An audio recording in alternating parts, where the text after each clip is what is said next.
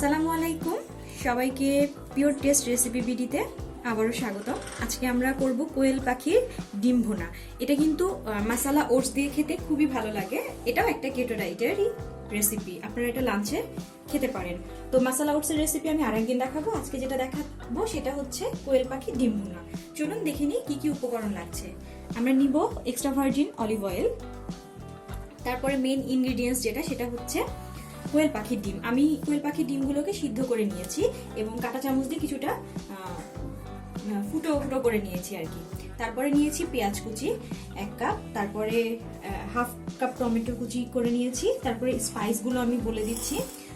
আমি যে স্পাইসগুলো নিয়েছি সেগুলো হচ্ছে ধনে গুঁড়ো, জিরে গুঁড়ো, মরিচের গুঁড়ো, হলুদের গুঁড়ো, সামান্য পরিমাণ গরম মশলা আর পরিমাণ মতো লবণ।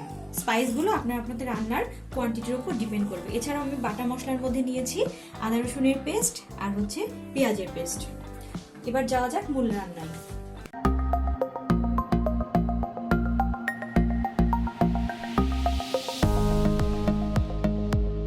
প্রথমে একটা ফ্রাই প্যানে আমরা এক্সট্রা ভার্জিন অলিভ অয়েল নিয়ে তেলটা গরম করতে দিয়েছি। চুলার আঁচটা আমি মিডিয়াম রাখবো।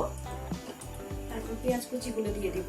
প্রথমে 1 কাপ পরিমাণ পেঁয়াজ কুচি নিয়েছিলাম। পেঁয়াজ কুচিগুলো হালকা বাদামি করে ভেজে নিতে হবে।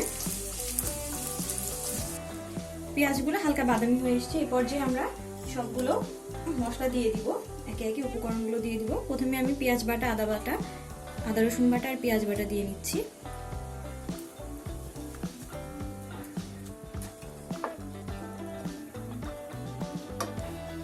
এরপরে আমি একে একে স্পাইসগুলো দিয়ে নিব। আমি স্পাইসগুলো তো আগেই বলে নিয়েছি কি কি উপকরণ নিয়েছি।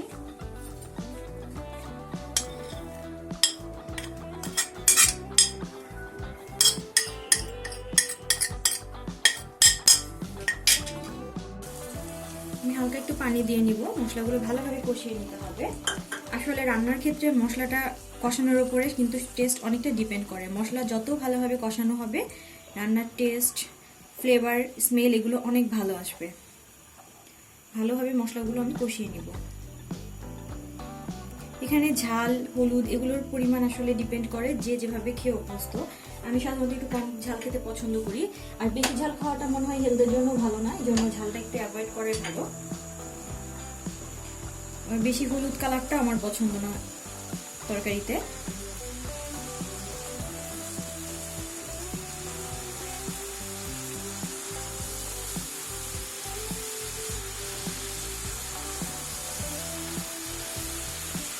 আমি মশলাটা কিছুটা ঢেকে কষাবো যেন পেঁয়াজগুলো সিদ্ধ হয়ে যায়।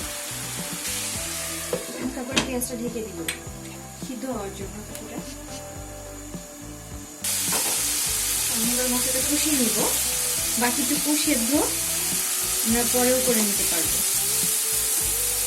মশলা আসলে একটা সুন্দর ঘ্রাণ আসে, তখনই বোঝা যায় যে হ্যাঁ মশলাটা কষে গিয়েছে ভালোভাবে।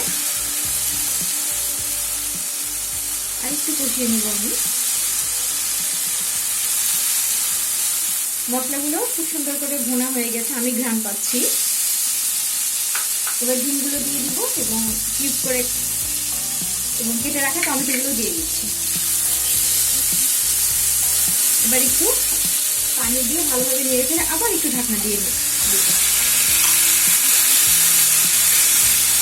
যেন মিক্সটা খুব ভালোভাবে হয় আর টমেটোটাও হালকা একটু সিদ্ধ হয়ে যায় এবং পেঁয়াজটাও প্রপার সিদ্ধ হয়ে যায়।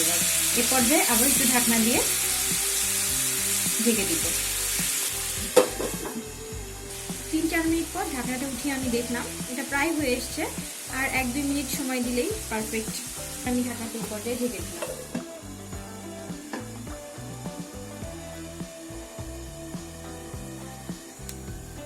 2-1 মিনিট পর আবারও আমি ঢাকনাটা তুলে দেখছি আমারটা হয়ে গেছে। আমি চুলার আঁচটা আরেকটু কমিয়ে দিলাম।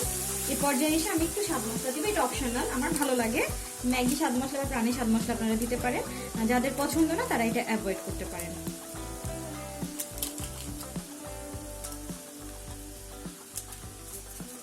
আর 2-1 মিনিট নেড়ে আমরা ডিশটা সার্ভ করতে পারবো।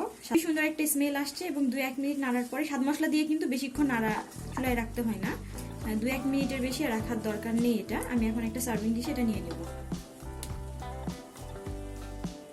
এটা হচ্ছে আমাদের ফাইনাল ডিশটা। আমি সার্ভিং একটা বোলে ঢেলে নিয়েছি। এখন এটা টেস্ট করার পালা।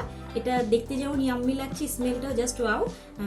এখন খেতে কেমন লাগবে সেটা কিন্তু আপনারা রেসিপিটা করে তারপর আমাকে অবশ্যই জানাবেন।